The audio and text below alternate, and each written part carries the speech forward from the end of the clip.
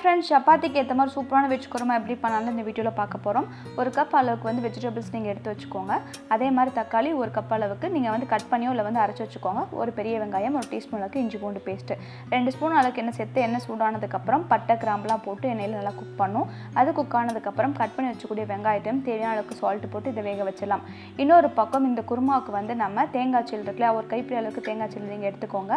2 பச்சை மிளகா உங்கள் காரத்துக்கு ஏற்ற மாதிரி, ஒரு அரை டீஸ்பூன் அளவுக்கு வந்து சோம்பு, ஒரு ஸ்பூன் அளவுக்கு வந்து நீங்கள் முந்திரி பருப்பு, அதே மாதிரி ஒரு கைப்பிடி அளவுக்கு நீங்கள் வந்து பொட்டுக்கடலை இருக்குல்லையே அதையும் போட்டு இதை வந்து ஒரு மசாலாவை ரெடி பண்ணி வச்சுக்கலாம். இப்போ வெங்காயம் எல்லாமே வதங்கிச்சு. இஞ்சி பூண்டு பேஸ்ட்டு சேர்த்துட்டு தக்காளியை வந்து கூட நம்ம சேர்த்துடலாம். இதில் நம்ம எந்த விதமான மிளகாய் வத்தலோ மிளகாய் தூளோ எதுவுமே ஆட் பண்ண போகிறது கிடையாது. ஏன்னா நம்ம பச்சை மிளகா போட்டு அரைச்சி வச்சுருக்கோம். இதில் வந்து நம்மளுக்கு தேவையான மாதிரி நான் வந்து என்னென்ன ஆட் பண்ணிக்கிறேன், கேரட்டு, பீன்ஸு, அதே மாதிரி காலிஃப்ளவர், உருளைக்கிழங்கு எல்லாமே போட்டிருக்கேன். ஸோ அது நல்லா குக் ஆனதுக்கப்புறம் பார்த்தீங்க அப்படின்னா நம்ம அரைச்சி வச்சிருக்கக்கூடிய அந்த கோகோனட் பேஸ்ட் இருக்குல்லையே அதையும் போட்டு ஒரு தட்டை வச்சு நீங்கள் சிம்மில் வச்சு நல்லாவே வந்து குக் பண்ணுங்கள். ஸோ நல்லா வந்து அது நல்லா குக்காகி திக்காக வரும். ஸோ வந்து எண்ணெய் நல்லா பிரிஞ்சு வந்ததுக்கப்புறம் நீங்கள் பார்த்தீங்க அப்படின்னா ரொம்பவே டேஸ்ட்டாக இருக்கும். ஸோ இது வந்து நம்ம நார்மலாக சப்பாத்தி, பூரி எல்லாத்துக்குமே வச்சு சாப்பிடலாம். ரொம்பவே டேஸ்டியான ஒரு ரெசிபி தான் இது. நீங்கள் உங்கள் வீட்டில் ட்ரை பண்ணி பாருங்கள். ட்ரை பண்ணி பார்த்துட்டு உங்கள் ஃபீட்பேக் என்னன்றதை மறக்காமல் எனக்கு ஷேர் பண்ணுங்கள். Thank you so much for your support. Take care. Bye by.